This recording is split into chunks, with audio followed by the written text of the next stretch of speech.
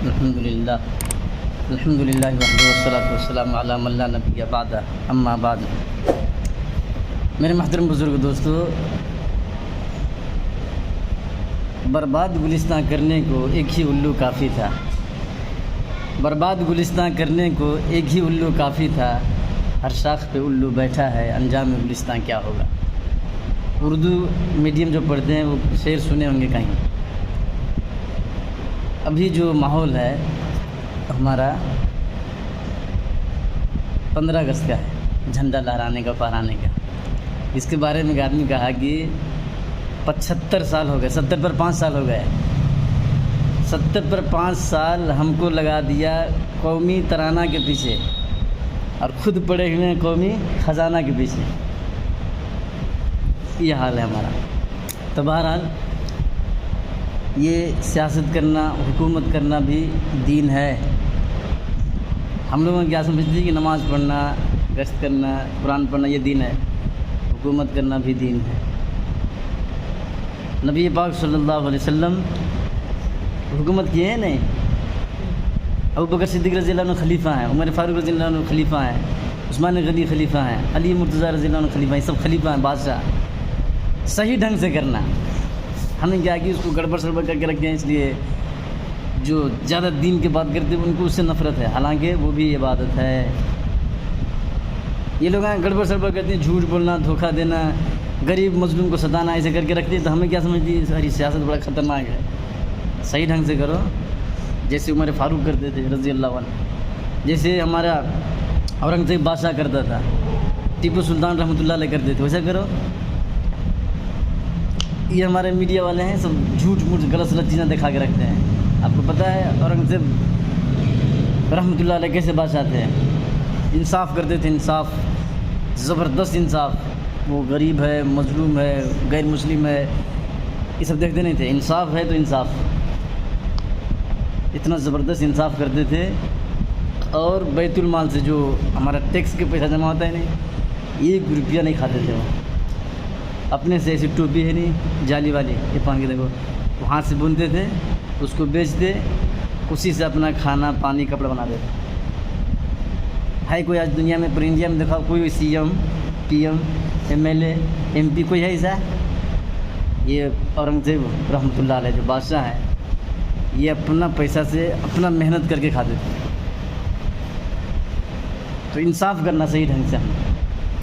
ہندوستان کو آزاد کرانے میں علماء کرام کتنے شہید ہوئے معلوم آپ کو؟ دلی کے چاندنی چوک سے لے کے شاملی میدان کے چاندنی چوک جہاں سے شروع ہوتا ہے وہاں سے لے کے سندھ تک، یہ سندھ ابھی چلا گیا ہمارا پاکستان میں، وہاں تک روڈ ہے نہیں، دونوں طرف جھاڑ ہیں، ہر جھاڑ میں، ہر درخت میں علماء کرام کی پھانسی لٹکی ہوئی تھی، ہر درخت میں عالم کی پھانسی لٹکا ہوا ہے۔ ایک ایک عالم جھول رہا ہے، ادھر ایک درخت ہے اس میں بھی جھول رہا ہے، ادھر ایک درخت ہے اس میں جھول رہا ہے، آگے جا کے ایک درخت ہے اس میں بھی، ہر جگہ جھول رہا ہے۔ ایسے ہی آزاد نہیں ہوا ہندوستان۔ ہندوستان کو آزاد کرانے میں بہت بڑا، میں آپ کو نام بتا سکتا ہوں لیکن سب کا نہیں بتا سکتا۔ ابھی بھی انڈیا گیٹ میں جو لکھا ہوا ہے 60%، 60% مسلمان کا نام ہے۔ ہندوستان کو آزاد کرنے میں 60% مسلمان قربان ہوئے ہیں، شہید ہوئے ہیں، ابھی بھی موجود ہے۔ تو بہرحال ملک ہمارا ہے، ہم نے بچایا ہے، ہم نے آزاد کرایا ہے، محنت کرنا ہے۔ اور ملک چلتا ہے کسی کا بھی، کوئی بھی ملک ہو، قانون سے چلتا ہے، اس کی مرضی سے، اس کی مرضی سے نہیں، قانون کے مطابق سب چلو، ملک آرام سے چلے گا۔ قانون کو توڑیں گے پھوڑیں گے، چاہے ہم توڑیں تب بھی، آپ توڑیں تب بھی، ملک برباد ہو جاتا ہے۔ اس لیے قانون کو صحیح ڈھنگ سے چلانا چاہیے۔ بہرحال مجھے بتانا یہ ہے کہ علماء کرام کتنا قربانی دیے ہیں۔ مولانا حفظ الرحمن سہاروی، مولانا عطا اللہ شاہ بخاری، مولانا قاسم نانوتوی رحمۃ اللہ علیہ، مولانا عبدالرشید رحمۃ اللہ علیہ، حافظ ضامن شہید رحمۃ اللہ علیہ، مولانا محمد حاجی امداد اللہ مہاجر مکی رحمۃ اللہ علیہ، یہ سب بڑے بڑے عالم ہیں، بزرگ ہیں، ولی ہیں، مجاہد ہیں۔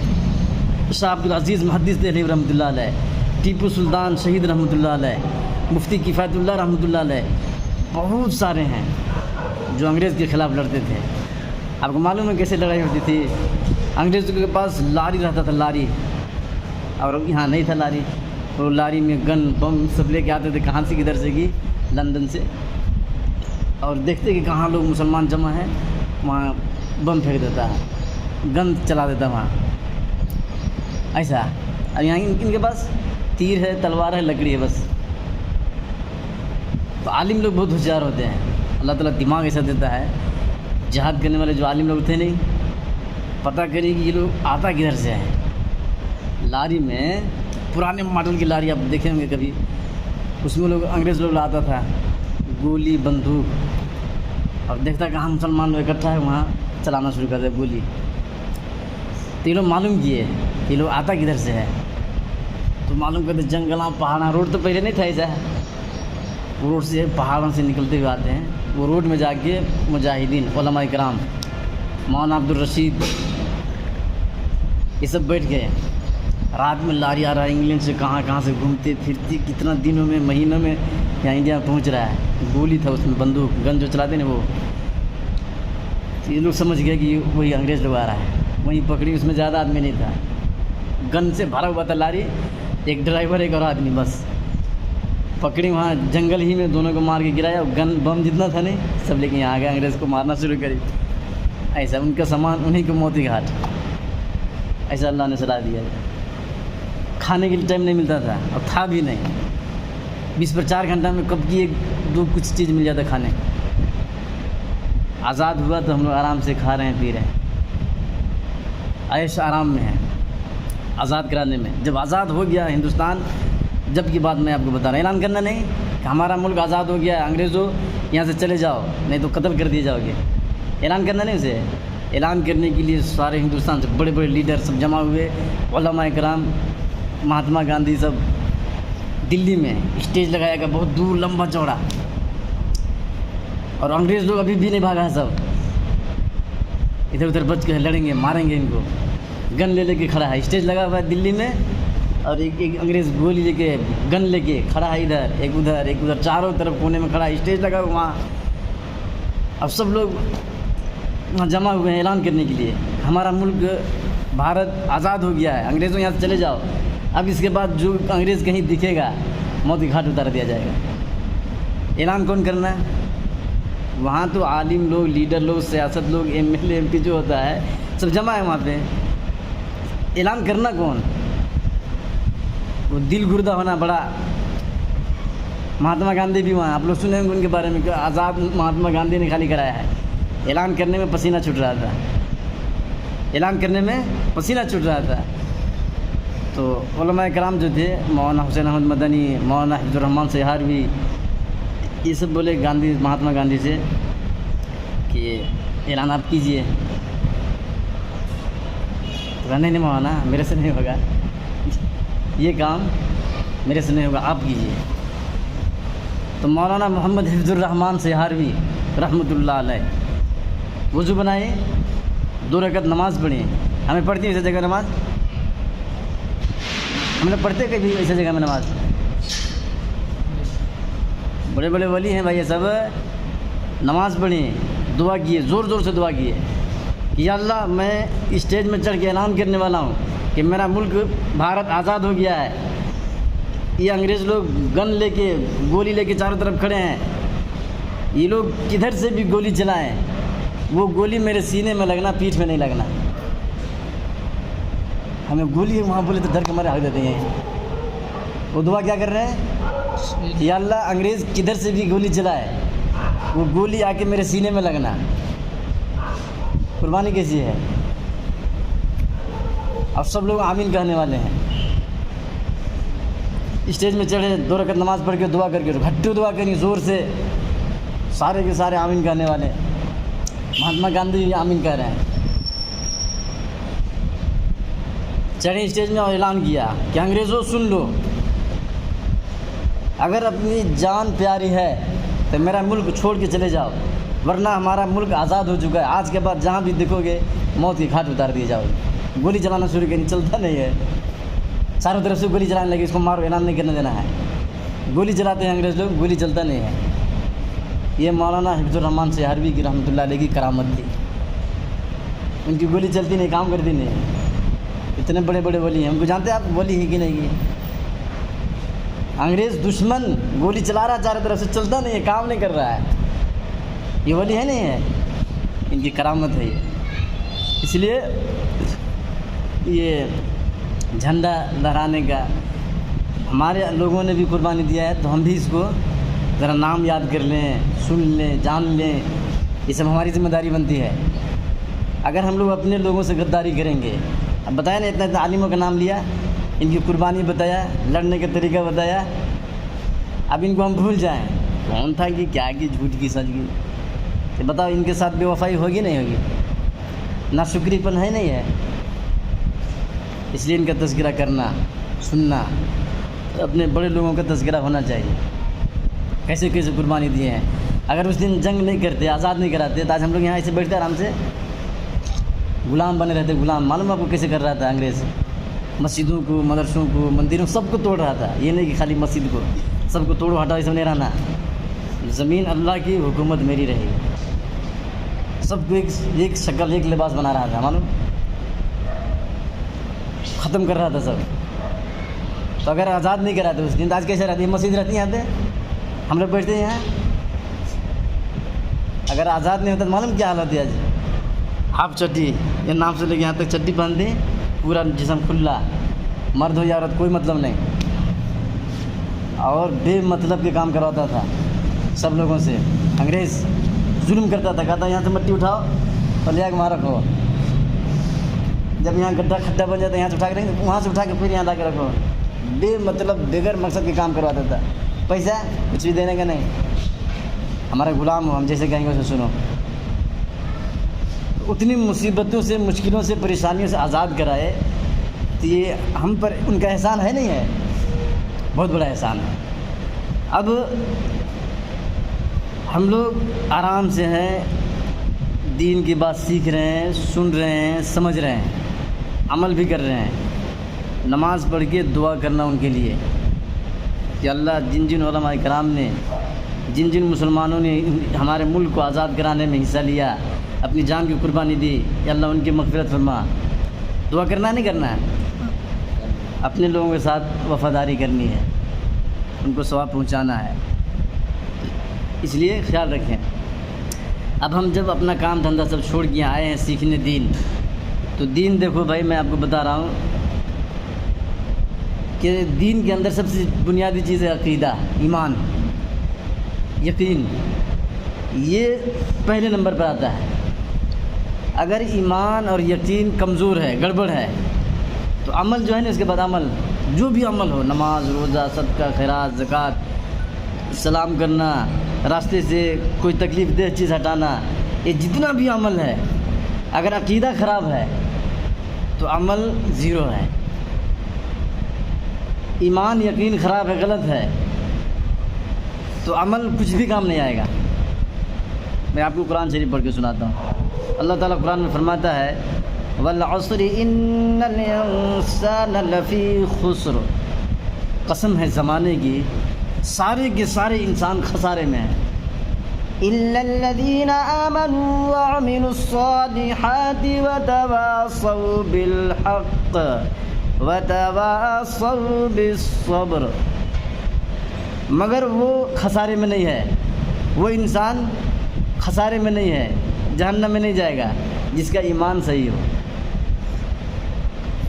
اور نیک عمل کرتا ہو، ایمان اور نیک عمل کی دعوت دیتا ہو، تبلیغ کرتا ہو۔ وتواصوا بالحق جو ہے نہیں لفظ، اس کا ترجمہ بتا رہا ہوں کہ ایمان ہو، نیک عمل ہو، وتواصوا بالحق کی، ایمان کی اور نیک عمل کی تبلیغ کرے، وتواصوا بالصبر، ایمان کی اور نیک عمل کی تبلیغ کرنے میں تکلیفیں آئیں گی، پریشانیاں آئیں گی، مصیبتیں آئیں گی، رکاوٹیں آئیں گی، ان سب کو صبر کے ساتھ برداشت کرے اور اس کام میں لگے رہے، چھوڑنا نہیں ہے۔ چھوڑ دیا تو صبر کیسا، چھوڑ دیا تو صبر نہیں۔ تو یہ چار کام ہے، چار کام کر دیا تو خسارے میں نہیں ہے۔ تو اللہ اسی کو بتا رہا ہے والعصر، قسم ہے زمانے کی۔ کون سا زمانہ؟ مفسرین نے 3 زمانہ اس میں بتایا ہے۔ ایک عصر سے لے کے مغرب کی اذان تک جو ٹائم ہے اس کو مراد لیا ہے۔ دوسرا ہے نبی پاک صلی اللہ علیہ وسلم جس زمانے میں آئے ہیں اس زمانے کی قسم۔ تیسرا ہے کہ حضور پاک صلی اللہ علیہ وسلم کے اس دنیا میں آنے سے لے کے قیامت تک جو زمانہ ہے ان سارے زمانوں کی قسم۔ تو جو بھی مراد ہو، اس میں سب سے اچھا بیسٹ وہ والا زمانہ اچھا لگتا ہے جس میں نبی پاک صلی اللہ علیہ وسلم آئے ہیں۔ تو ترجمہ کیا ہو جائے گا؟ قسم ہے اس زمانے کی جس میں میرا محبوب، میرا آخری نبی، چہیتا، لاڈلا، پیارا، دلارا جناب محمد رسول اللہ صلی اللہ علیہ وسلم آئے ہیں، اس زمانے کی قسم اللہ کھا رہا ہے۔ ان الانسان لفی خسر، سارے کے سارے انسان جہنم میں جائیں گے، الا الذین آمنوا وعملوا الصالحات، وہ لوگ نہیں جائیں گے جو ایمان والے ہیں اور نیک عمل والے ہیں، وتواصوا بالحق، ایمان اور نیک عمل کی تبلیغ کرتے ہیں، وتواصوا بالصبر، ایمان اور عمل کی تبلیغ کرنے میں جو پریشانیاں آتی ہیں اس کو برداشت کرتے ہیں، یہ لوگ جہنم میں نہیں جائیں گے۔ کتنے کام کرنے والے بچیں گے جہنم سے؟ 4۔ کتنے؟ 4۔ پہلا ایمان و یقین، ایمان والا ہو۔ دوسرا نیک عمل کرتا ہو۔ تیسرا ایمان اور یقین کی، ایمان اور نیک عمل کی تبلیغ کرتا ہو۔ چوتھا اس ایمان اور نیک عمل کی تبلیغ کرنے میں جو پریشانی، رکاوٹ، پرابلم، مصیبتیں آئے اس کو برداشت کرتا ہو۔ یہ 4 کام کرے گا تو جہنم میں نہیں جائے گا۔ یہ 4 کام کریں گے انشاءاللہ، چھوڑ تو نہیں دیں گے؟ یا جماعت میں ہے تو نماز پڑھ رہے ہیں، گھر گئے تو چھوڑ دیا، ایسا کریں گے؟ ایسا کریں گے تو پھر نہیں ہے نا۔ 4 کام کرتے رہنا ہے، یہ ہمیشہ کرنا ہے۔ یہ 4 کام آپ کر رہے ہیں تو جہنم میں نہیں جائیں گے۔ یہ 4 میں سے آپ ایک بھی چھوڑیں گے جہنم میں جانا پڑے گا۔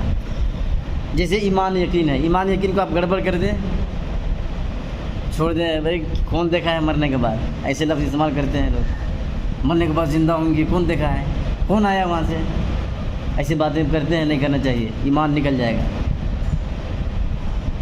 مرنے کے بعد کی زندگی کس نے دیکھا ہے پوچھتے ہیں، دیکھا ہے۔ مرنے کے بعد کون وہاں واپس آیا ہے، آپ کو نہیں معلوم تو میں کیا کرنا۔ مرنے کے بعد واپس آئے ہیں، مرنے کے بعد کی زندگی دیکھا ہے، مرنے کے بعد والی زندگی لوگوں نے دیکھا ہے۔ مرنے کے بعد زندگی کیسی ہے اس کو دیکھا ہے امام الانبیاء جناب محمد رسول اللہ صلی اللہ علیہ وسلم نے اپنی آنکھوں سے دیکھا ہے، جہنم میں جا کے دیکھا ہے۔ جب معراج کی رات گئے تھے تو اللہ نے جہنم اور جنت سب کی سیر کرائی ہے۔ جہنم میں گئے تو مختلف قسم کے عذابات میں الگ الگ لوگوں کو دیکھا، الگ الگ طریقے سے عذاب ہو رہا ہے۔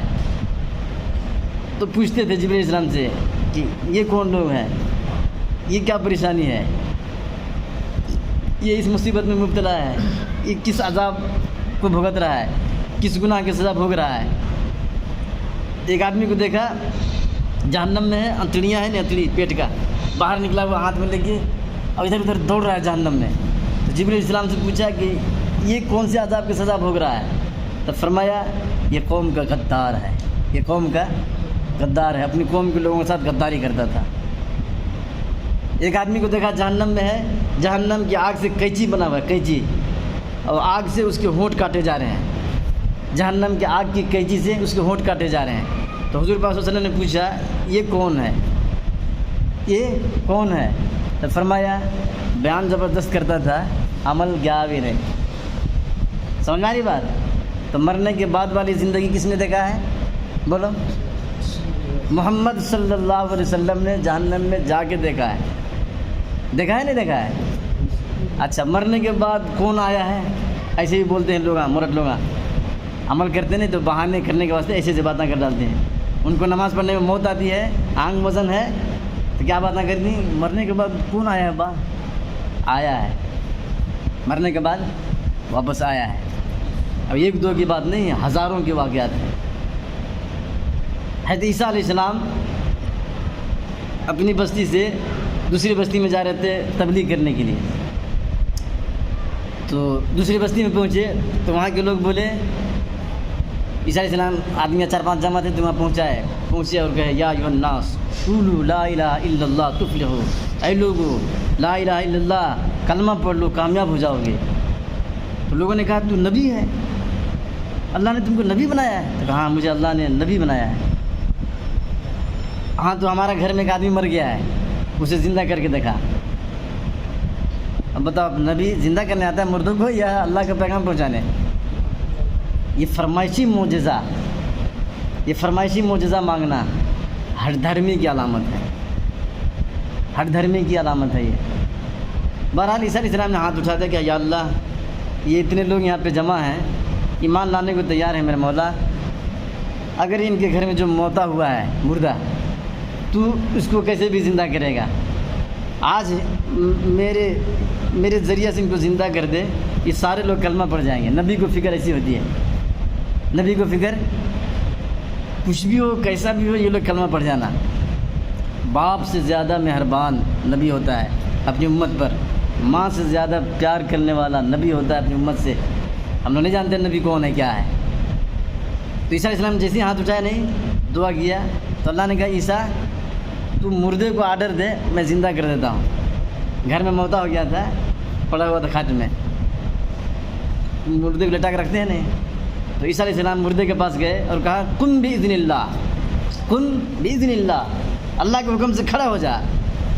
مر گیا تھا، کپڑا ڈال کے چھپائے ہوئے تھے، اٹھ کے بیٹھ گیا، اٹھ کے بیٹھ گیا اور سلام کیا عیسیٰ علیہ السلام، السلام علیکم۔ وہ آدمی سب جتنے مطالبہ کرنے والے تھے نا فرمائشی معجزہ، حیران ہو گئے، کہہ رہے یہ کیا ہو گیا؟ اب کلمہ پڑھنا پڑتا تو اللہ نہیں با یہ مرا تھا کہ نہیں کہ کیا کہ مجھے ڈاؤٹی سے صحیح سے مرا بھی نہیں تھا، دیکھو زندہ کر دی اسے۔ اب کیا کرنا تھا؟ کلمہ پڑھنا چاہیے نہیں؟ کیا بولتی ہیں مرا تھا کہ نہیں کہ کیا معلوم با صحیح سے، ابھی ہم لوگ کپڑا چڑھائے اسے مرا تھا کہ نہیں کہ ڈاؤٹی سے۔ ایسا کرو ہمارے دادا کو مر کو 500 سال ہو گیا، پڑ دادا چکر دادا لکڑ دادا، اسے زندہ کرے تو مان دو۔ ایسے فرمائش ہوگی۔ تو عیسیٰ علیہ السلام نے کہا کہ ٹھیک ہے، فکر ہے ان کو، ان کے اندر تڑپ ہے کہ کیسے یہ لوگ کلمہ پڑھ لیں اور جہنم سے بچ جائیں۔ ہر پیغمبر کو ایسی فکر رہتی ہے، ان کو چین نہیں آتا، سکون نہیں ملتا، پریشان رہتے ہیں، چونکہ ان کو یہاں پہ اسی لیے بھیجا جاتا ہے۔ پیغمبر کو دنیا میں اسی لیے بھیجا جاتا ہے کہ تم جا کے اللہ کا پیغام میرے بندوں تک پہنچاؤ، یہی تمہاری ذمہ داری ہے۔ تو اس کام کے لیے آئے ہیں اور وہ کام نہ کریں تو بہت بڑا جرم بنے گا۔ تو پھر عیسیٰ علیہ السلام ہاتھ اٹھائے، یا اللہ یہ قوم تو مجھے دھوکہ دے دیا، لیکن بہرحال یہ لوگ کہہ رہے ہیں کہ ہمارے لکڑ دادا کے مر کو 500 سال ہوا ہے، اس کو زندہ کر دو گے تو ہم لوگ سب کے سب کلمہ پڑھ لیں گے۔ یا اللہ یہ سارے لوگ مسلمان بننے کو تیار ہیں، کلمہ پڑھنے کو تیار ہے، یا اللہ تو کیسے بھی زندہ کرے گا آج کر دے۔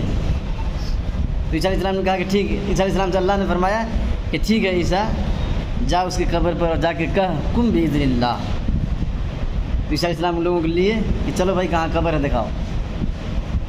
پورے بستی کے لوگ جا رہے ہیں، چلو جی آج مردہ زندہ کرے گا، ہمارے لکڑ دادا زندہ ہوں گے، چلو جی سب بھی اکٹھا ہو گئے، بھیڑ گمپو پورے بستی کے بستی چلے گئے قبرستان۔ عیسیٰ علیہ السلام پوچھے کہ کون سی قبر ہے؟ بتایا کہ دیکھو ادھر ہے میرے دادا کی قبر۔ وہ 100 پوچھنا کے بعد ہے، 500 سال ہو گیا مر کو، تو کتنا پیچھے ہوگا؟ کہا یہی ہے، تو ہاں یہی ہے۔ عیسیٰ علیہ السلام قبر کے پاس کھڑے ہوئے اور فرمایا کن بإذن اللہ، اللہ کے حکم سے کھڑا ہو جا۔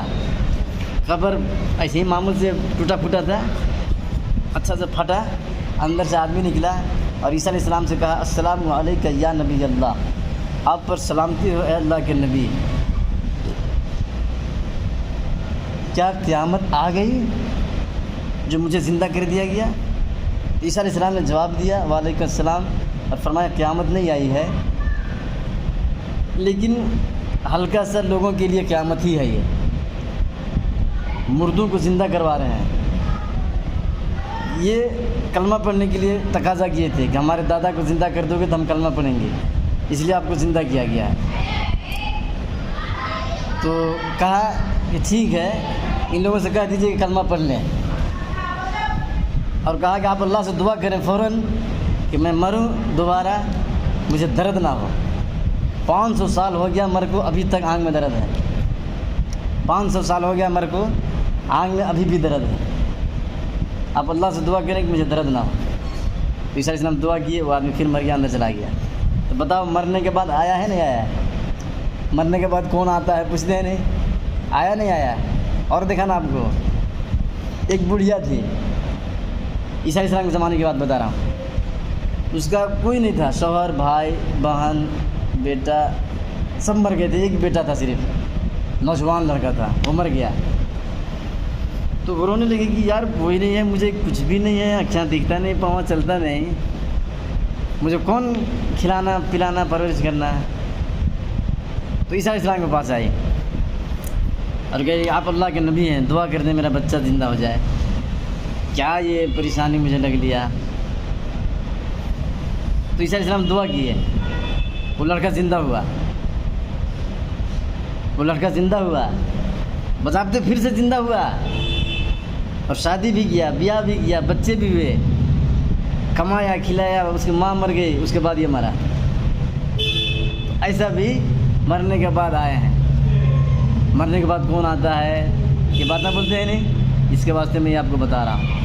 تو یقین اور ایمان جو اللہ نے قرآن میں بتایا ہے اس کو 100% ماننا ہے، چاہے ہماری سمجھ میں آئے یا نہ آئے، اس کا نام ہے ایمان۔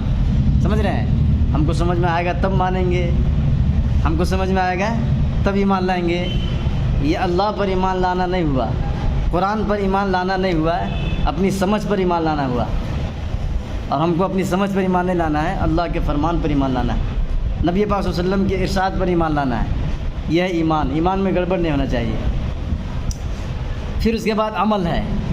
ایمان جو ہے نہیں بیس مٹم ہے، یقین دیوار اٹھاتے ہیں نا بیس مٹم کے بعد بیٹ ڈال کے، یہ بیس مٹم ہے۔ اب اگر آپ کو گھر بنانا ہے تو اس پر دیوار کھڑا کرنا پڑے گا، تب جا کے بیس مٹم محفوظ ہوگا۔ آپ خالی بیس مٹم اٹھا کے بیٹ ڈال کے چھوڑ دیں گے تو کچھ دنوں کے بعد بیٹ ہی گر جائے گا، گرے گا نہیں گرے گا، برباد ہوگا نہیں ہوگا۔ اس کو اگر بچانا ہے تو کیا کرنا ہے؟ دیوار اٹھانا، سلاب ڈالنا، پینٹ مارنا، چونا مارنا۔ ایسے ہی ایمان یہ بنیاد ہے۔ ایمان اگر آپ کو بچانا ہے تو نیک عمل کرنا پڑے گا۔ ایمان ایک ڈھانچہ ہے، جسم ہے، اور نیک عمل اس کا لباس ہے۔ ہمارا یہ جسم ہے، اس کے اوپر لباس ڈالے تو اچھا دکھ رہا ہے، لباس نکال دیے تو کئی کہہ دیوانے ہو گئے کیا حضرت؟ بولتے نہیں بولتے؟ تو جب ہم ایمان والے ہیں، سب کے سب مسلمان ہیں، کلمہ پڑھنے والے ہیں، تو نیک عمل کرنا چاہیے نہیں کرنا چاہیے؟ نیک عمل کریں گے تو ایمان بچے گا، نہیں تو چلا جائے گا۔ اس لیے خیال رکھیں۔ اب ایمان، یقین اور نیک عمل، اس کو دوسروں تک پہنچانا بھی ہے۔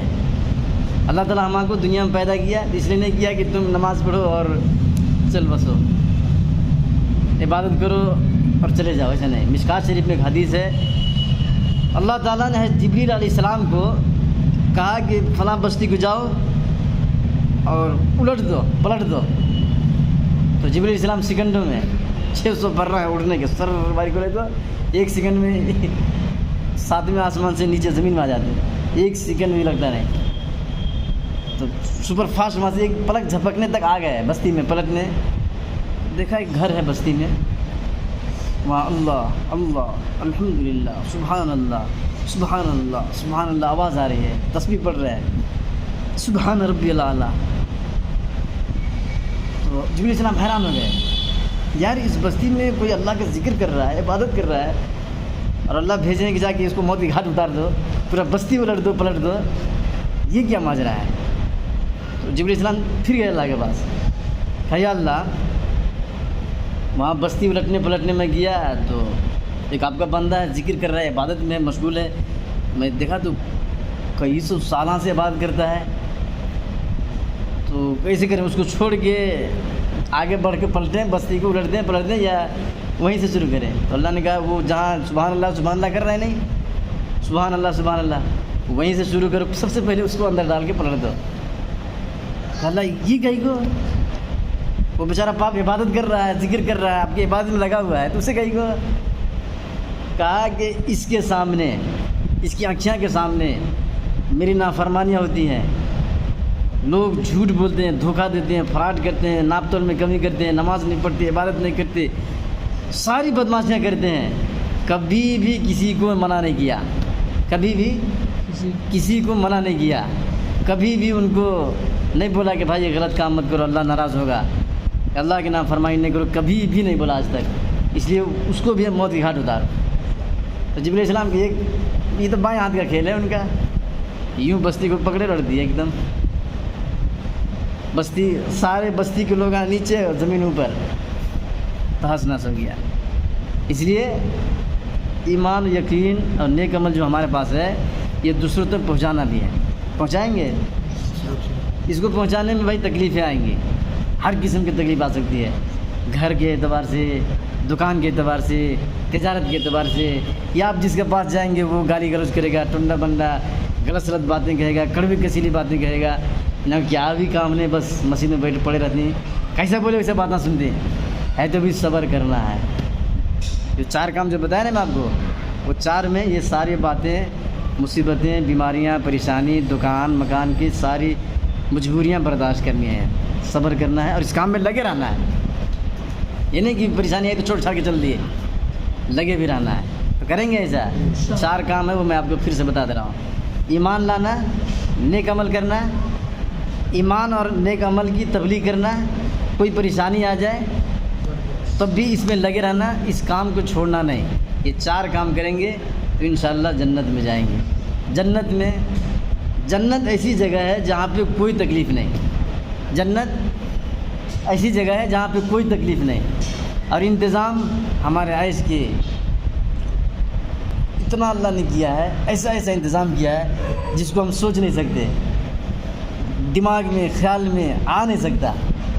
سوچیں گے جو چیز ہو جائے گا, جو چیز آپ سوچیں گے وہ ہو جائے گا. آپ ایسے بیڈ میں پڑے رہیں, وہ مٹن پکوڑا آتا تو اچھا تھا, یہ سامنے آ جائے گا. آپ بیڈ میں یوں لیٹے ہیں بیوی کے ساتھ, جنت کی بات بتا رہا ہوں, یہ دنیا میں سوچے ویسا ہے. جنت میں سوئے ہوئے ہیں بیوی کے ساتھ, کہتے یار یہ میرا گھر ہوائی جہاز کے ناتھ اڑتا تو اچھا تھا. شروع آپ کا بلڈنگ جنت میں اڑنے لگے گا فلائٹ کے ناتھ. سوچیں گے اور ہو جائے گا. تو ایسے جگہ میں جانے کے لیے کوشش کرنا نہیں کرنا, اس کے لیے محنت کرنی پڑے گی, اللہ کو راضی کرنا پڑے گا, اللہ کو منانا پڑے گا. جب اللہ راضی ہو جائے گا تو پھر جو سوچیں گے وہ ہوگا, جو سوچیں گے وہ ہوگا جنت میں. میں جنت کی کچھ تھوڑا سا مختصر شارٹ کٹ بتا رہا ہوں. جمعہ کے دن ایک بازار لگے گا, مجلس, اس میں داؤد علیہ السلام اللہ تعالیٰ پہلے دیدار کرائیں گے. جمعہ کے دن ہوگا نہیں تو اللہ تعالیٰ جنتیوں کو حکم دیں گے, جو جنتی جہاں ہے جیسا ہے ویسا ہی رہے. اس کے بعد پردے ہٹائیں گے, بس آرڈر دے گا, سر 50,000 پردے ہیں, وہ سارے نور کے پردے ہٹ جائیں گے. اللہ سامنے آئے گا, سارے جنتی لوگ دیکھیں گے, دیدار کرائے گا. ہم لوگ اللہ کو دیکھیں گے, بولو انشاءاللہ اللہ کو دیکھیں گے.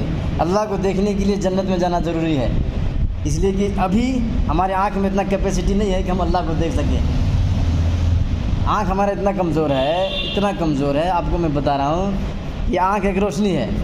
باہر کی چیز کچھ دیکھنا ہو تو ایک اور روشنی ہونا ہے, جب جا کے کیا تو دیکھ سکتے ہیں. باہر کی روشنی ہٹا دو, صرف آنکھ ہے, دیکھ نہیں سکتا. رات میں آپ کو کچھ دکھتا ہے بغیر لائٹ کے؟ کیسے؟ آنکھ ہے نہیں آپ کے پاس, کیوں نہیں دکھتا؟ اتنا کیپیسٹی ہے ہی نہیں ہے, اتنا پاور ہے ہی نہیں ہے. پھر ہوا ہے, ارے ہوا لے رہے, سانس لے رہے ہیں نا ہم لوگ, آپ دیکھ سکتے ہیں, کیپیسٹی نہیں ہے. تو جب یہ سب سامنے ہے, اچھا کے سامنے دکھ سکتا نہیں, پھر اللہ کو دیکھنا, اس کا مطلب اس میں پاور اتنا نہیں ہے. پاور کب آئے گا؟ جب جنت میں جا کے, جب جنت میں جائیں گے اور وہاں کی نعمت کھا لیں گے تو اچھا میں اتنا پاور آ جائے گا کہ اللہ کو بھی دیکھ لیں گے. سمجھ رہے ہیں؟ تو اللہ کو بھی دیکھ لیں گے, تو اللہ کے دیدار کریں گے. اللہ تعالیٰ حکم دے گا ساری جنت ایک دم سج کے سنور کی ڈیزائن رنگ روغن یہ سب اسٹائل سب ہو جائے گا، محفل سج جائے گی۔ اللہ تعالیٰ داؤد علیہ السلام سے کہیں گے کہ آپ ان کو زبور سنائیں۔ زبور جیسے قرآن شریف ہے نہیں، ویسے ایک آسمانی کتاب ہے زبور۔ داؤد علیہ السلام کی آواز ایسی تھی، اتنا مزہ دنیا میں زبور کی تلاوت کرتے تھے، بیٹھ کے پڑھتے تھے وہ زمین وہاں پہ سانپاں بچھواں مچھر مکھی پرندے چرندے سب بھی شیر ہاتھی وہ جنگل میں جتنے بھی رہتے ہیں سب آگے داؤد علیہ السلام کے ساتھ یوں جھومتے تھے۔ سانپاں بھی ہمارے کو سانپاں بچھوا دیکھو تو کاٹتا ہے نہیں، داؤد علیہ السلام کے پاس آگے سب جھومتے تھے، مزہ آتا تھا، آواز ایسی تھی۔ جنت میں جب وہ تلاوت کریں گے تو سب جنتی لوگ جھومنے لگیں گے، ایک دم وجد میں مزہ میں رہیں گے، ایک دم مزہ آئے گا۔ جب ان کا ختم ہو جائے گا تو اللہ تعالیٰ فرمائیں گے اس سے بھی اچھی آواز سناؤں، تو جنتی لوگ کہیں گے یا اللہ اس سے اچھا کیا آ گیا، اتنا مزہ آیا کہ جنت میں حور کی طرح کی یادش نہیں ہے، یہ آواز سن کے بیوی یاد نہیں ہے، اتنا مزہ ہے ان کی آواز میں، اس سے بھی اچھا ہوگا تو کہاں اس سے بھی اچھا ہے۔ نبی پاک صلی اللہ علیہ وسلم کو کہیں گے کہ آپ سورہ یاسین پڑھ کے سنائیں۔ حضور پاک صلی اللہ علیہ وسلم جنت میں سورہ یاسین پڑھ کے سنائیں گے، اور جب حضور صلی اللہ علیہ وسلم سنائیں گے نہیں، جنت میں جو درخت ہے جو جھاڑ ہیں وہ سب پتے ہلیں گے، سر سر سر میوزک کی آواز آئے گی۔ یہاں پہ جو میوزک سنتے ہیں نہیں نقصان ہے، وہاں کی میوزک جب سنیں گے تو مزہ آئے گا، اتنا مزہ آئے گا کہ جھومتے رہیں گے جھومتے رہیں گے، لیکن احساس نہیں ہوگا کہ بلّہ دیر ہو گیا، اب کمر میں درد ہے تو گھڑ کے کام کرتے نہیں، یہ سب کیا بھی نہیں، مزہ ایسا آئے گا کہ پتہ ہی نہیں چلے گا کچھ۔ جب حضور پاک صلی اللہ علیہ وسلم سورہ یاسین پڑھ کے سنا لیں گے تو اللہ تعالیٰ فرمائیں گے کہ اس سے بھی اچھی آواز سناؤ، تو جنتی لوگ کہیں گے یا اللہ اب اس سے بھی اچھا ہونا ہے، اس سے اچھا کیا ہوتا ہے، اس سے اچھی آواز، اس سے اچھی مزہ، اس سے اچھا وجد کیفیت کہاں، اس سے بھی اچھی ہے، اس سے بھی اچھی سناؤ، تو جنتی لوگ کہیں گے ہاں اور سنائی۔ اللہ تعالیٰ اس وقت خود سورہ رحمان پڑھ کے سنائیں گے۔ جب اللہ سنائیں گے سورہ رحمان پڑھ کے جنت میں، واہ کیا مزہ ہے، جنتی لوگ یوں دیکھتے رہیں گے، بس ایسے ہی دیکھتے رہیں، 70,000 سال تک دیکھیں گے، ان کو پتہ ہی نہیں چلے گا ہم ہیں کہ نہیں ہے، بس یہ دیکھتے ہی رہ جائیں گے۔ اتنا مزہ آئے گا، اتنا مزہ آئے گا، آنکھیں میں پلکا نہیں جھپکی نہیں کیا بھی نہیں، بس یوں دیکھتے رہیں گے، اب اس دیکھتے ہی رہ جائیں گے۔ جب سورہ رحمان ختم ہو جائے گا اللہ تعالیٰ پردے ڈال دیں گے، پھر تب ان کو سمجھ میں آئے گا یار یہاں ہم جنت میں ہیں، اپنے اپنے روم میں اپنے اپنی جگہ میں اپنے اپنے کمرے میں چلے جائیں گے اپنی اپنی بیویوں کے ساتھ۔ جب تک اللہ سنائے گا سورہ رحمان ان کو اپنے جنت بھی یاد نہیں رہے گا، حوراں بھی یاد نہیں رہیں گے، بیوی بھی یاد نہیں رہے گی، اتنا مزہ آئے گا۔ تو نیک عمل کریں گے، جنت میں جانے کے لیے ایمان کا ہونا شرط ہے، اور جہنم سے بچنے کے لیے بھی ایمان کا ہونا شرط ہے۔ اگر ایمان نہیں ہے تو جنت میں نہیں جا سکتے، اس لیے ایمان کو بچانا بھی ہے، ایمان کو بنانا بھی ہے۔ اللہ تعالیٰ ہم سب کو سمجھنے کی عمل کرنے کی توفیق عطا فرما دے، آمین۔ وآخر دعوانا الحمد للہ رب العالمین۔